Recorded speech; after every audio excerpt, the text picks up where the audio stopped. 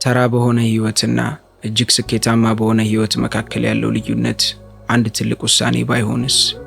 ነገር ግን ማንም በማያያችሁ ጊዜ በየቀኑ በምትደጋግሟቸው 7 ትናንሽ ድርጊቶች የሚወሰን ቢሆንስ?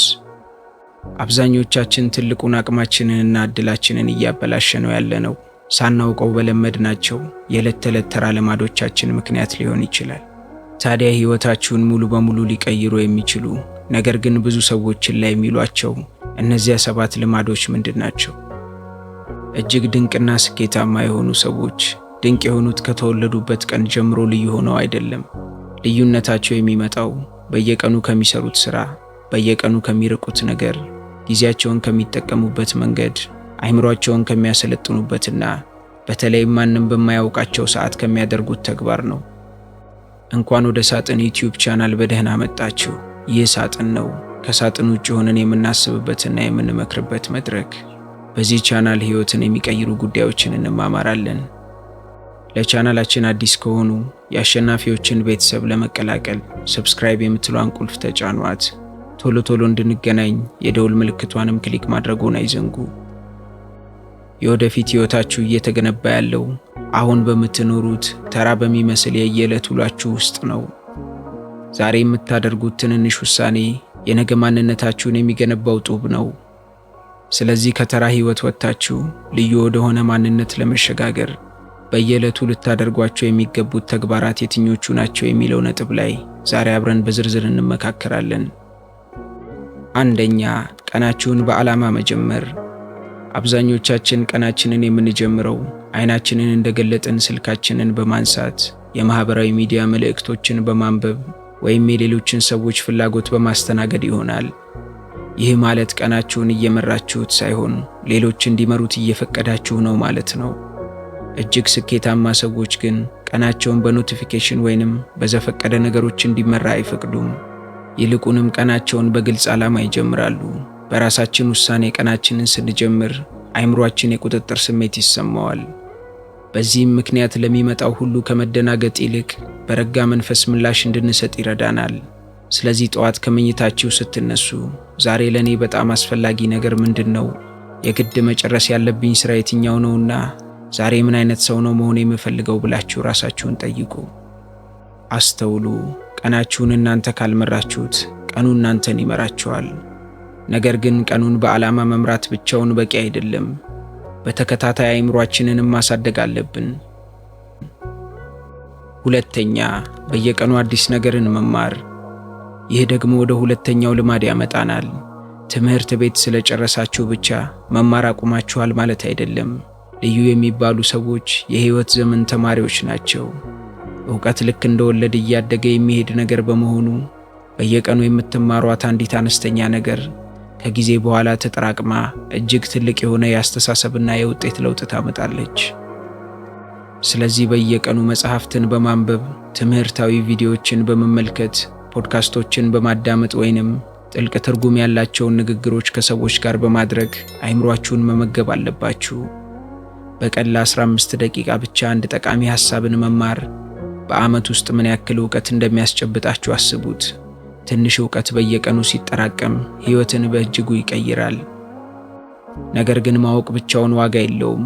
በተግባር መፈተን ያስፈልገዋል። የተግባር ፈተና ደግሞ ሁል ጊዜ ቀላል አይደለም። ሶስተኛ፣ በቀን አንድ ከባድ ነገር ማድረግ። ብዙ ጊዜ አብዛኞቻችን ያለንበትን ምቾት እንወዳለን። ነገር ግን ሁል ጊዜ ምቾት ውስጥ መሆን ውስጣዊ ጥንካሬያችንንና ዲሲፕሊናችንን ቀስ በቀስ ይገድለዋል። ለዚህም ነው በየቀኑ ቢያንስ አንድ ለማድረግ የሚከብዳችሁን ነገር ሆን ብላችሁ ማድረግ ያለባችሁ። የዚህ ዓላማ ራሳችሁን መቅጣት ሳይሆን አይምሯችሁን በጊዜያዊ ስሜታችሁ ሳይሆን በረጅም ጊዜ እሴታችሁና ዓላማችሁ እንዲመራ ማሰልጠን ነው።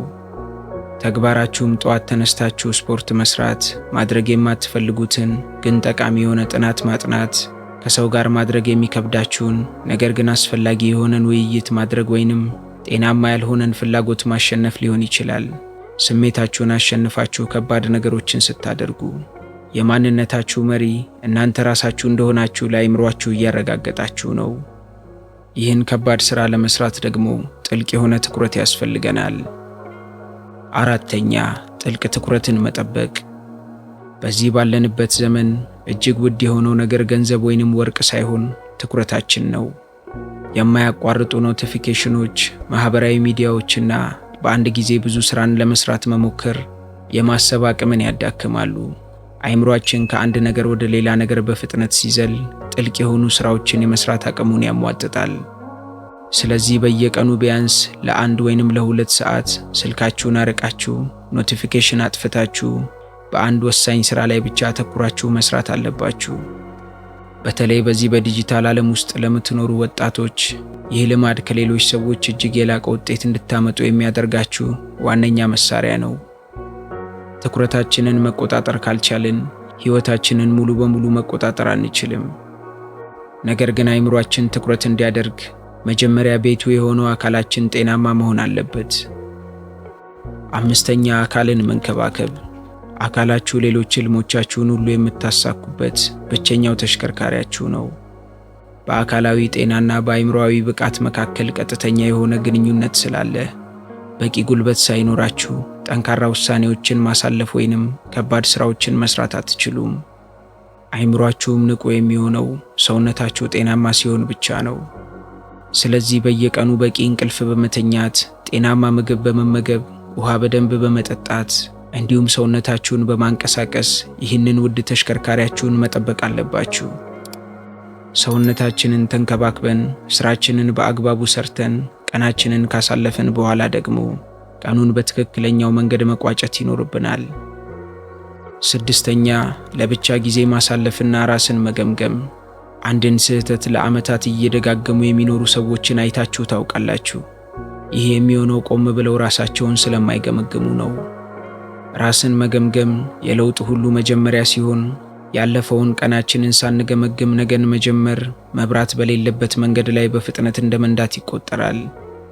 ስለዚህ ማታ ከመተኛታችሁ በፊት ጥቂት ደቂቃዎችን ወስዳችሁ ብቻችሁን በጸጥታ በማሰብ ዛሬ ምን ጥሩ ነገር አደረግኩ፣ የት ላይ ጊዜን አባከንኩ፣ ምን ስህተት ሰራሁና ነገ ምን ማስተካከል አለብኝ ብላችሁ ራሳችሁን ጠይቁ። ራስን መገምገም የትናንትን ስህተት ዛሬ ላይ ላለመድገም ይረዳል። ይህ ሁሉ ግን የሚበቃውና ሕይወታችሁም ወደ ላቀ ደረጃ የሚሸጋግረው በመጨረሻውና እጅግ ወሳኝ በሆነው በ7ኛው ልማድ ነው።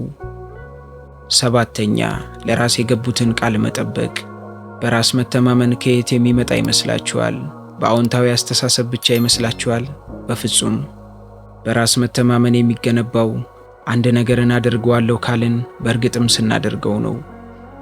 ለራሳችን የምንገባውን ትናንሽ ቃሎች ስንጠብቅ ውስጣዊ የሆነ ራስን ማክበር፣ ዲሲፕሊንና ጠንካራ ማንነት ይገነባል። እመኑኝ፣ ለራሱ የገባውን ቃል የሚያከብር ሰው ማንም ሰው ሊያቆመው አይችልም። ስለዚህ እናንተም ለ20 ደቂቃ አነባለሁ ካላችሁ አንብቡ፣ ስፖርት እሰራለሁ ካላችሁም ስሩ፣ በማህበራዊ ሚዲያ ጊዜ ማጥፋት አቆማለሁ ካላችሁም አሁኑኑ አቁሙ። ዲሲፕሊን ማለት በመሰረቱ ከራሳችሁ ጋር ያደረጋችሁትን ስምምነት ማክበር ማለት ነው። እነዚህ 7 ልማዶች የተለያዩና የተነጣጠሉ ተግባራት ብቻ አይደሉም። ይልቁንም አንድ ወጥ የሆነ ጠንካራ ስርዓት ናቸው።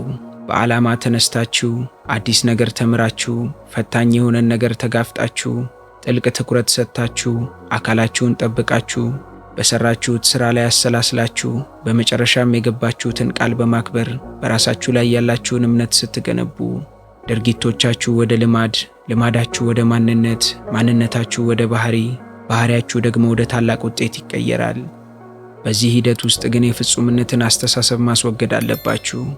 እነዚህን ሁሉ በየቀኑ 100% ፍጹም በሆነ መንገድ ማድረግ አይጠበቅባችሁም። አንዳንድ ቀናት ይከብዳሉ፣ ትደክማላችሁ፣ አልፎ ተርፎም ትሳሳታላችሁ። ዋናው ግብ ግን ፍጹም መሆን ሳይሆን ቀጣይነትና ከስህተት በፍጥነት መመለስ ነው። ስለዚህ አንድ መጥፎ ቀን ወደ መጥፎ ሳምንት እንዲቀየር በፍጹም አትፍቀዱ። እናንተም ይህንን ሁሉ በአንድ ጊዜ ማድረግ እንዳይከብዳችሁ ሕይወታችሁ ውስጥ በቀላሉ ልታስገቡት የምትችሉትን ቀላል የዕለት ሥርዓት መፍጠር ትችላላችሁ። ጠዋት ስትነሱ ቀናችሁን በዓላማ በመጀመር በቀኑ ውስጥ አዲስ ነገር በመማርና አካላችሁን በማንቀሳቀስ፣ ሥራ ወይንም ጥናት ላይ ስትሆኑ ጥልቅ ትኩረትን በመተግበር ቢያንስ አንድ ከባድ ሥራን በመጨረስ፣ ማታ ደግሞ ከመተኛታችሁ በፊት ውሏችሁን በመገምገም ቃላችሁን መጠበቃችሁን ማረጋገጥ ትችላላችሁ። ይህንን ሥርዓት እንደየራሳችሁ የሕይወት ዘይቤ ማስተካከልም ሙሉ በሙሉ በእናንተ እጅ ነው። እናንተ ራሳችሁን ለመቀየር ነገ ጠዋት ስትነሱ በአንዴ ፍጹምና እጅግ ድንቅ ሰው መሆን አይጠበቅባችሁም። ዛሬ ላይ ከትላንቱ በትንሹ መሻሻል ብቻ በቂ ነው። አንድ ትኩረት የሞላበት ቀን ወደ ሌላ ቀን ይሸጋገራል። አንዲት የዲሲፕሊን ውሳኔ ነጋችሁን ትወልዳለች። ያነበባችሁት አንድ መጽሐፍ ለሌላው መንገድ ይከፍታል።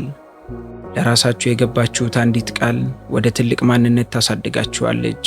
በመጨረሻም እነዚህ ተራ የየዕለት ውሎዎቻችሁ እጅግ አስገራሚና ድንቅ የሆነ ሕይወትን ይፈጥሩላችኋል። እጅግ ስኬታማና ድንቅ ሰዎች በአንድ አስገራሚ ቅጽበት ውስጥ አይፈጠሩም። በየቀኑ በሚደጋገሙ ተራ በሚመስሉ ትክክለኛ ውሳኔዎች በጸጥታ ይገነባሉ እንጂ። እስካሁን አብራችሁኝ ስለቆያችሁ ከልብ አመሰግናለሁ። ይህ ትምህርት ለእናንተ ጠቃሚ ሆኖ ካገኛችሁት ለሌሎችም እንዲደርስ ቪዲዮውን ላይክና ሼር ማድረጋችሁን አትርሱ። እንዲህ አይነት ጥልቅና አስተማሪ የሆኑ የህይወት ክህሎትና ስነ ልቦናዊ ቪዲዮዎችን በየጊዜው ለማግኘት ቻናላችንን ሰብስክራይብ ያድርጉ። በሰዎች የሚያስከብሯችሁን 10 የስነ ልቦና መንገዶች ለማወቅ ከወደዳችሁ ደግሞ ስክሪኑ ላይ የማስቀምጥላችሁን ቪዲዮ ተጋበዙልኝ። በሚቀጥለው ቪዲዮ እስከምንገናኝ ሰላም ለነፍሳችሁ፣ ጥበብ ለአእምሯችሁ ይሁን። እስከ ቀጣይ ቸር ያቆየን።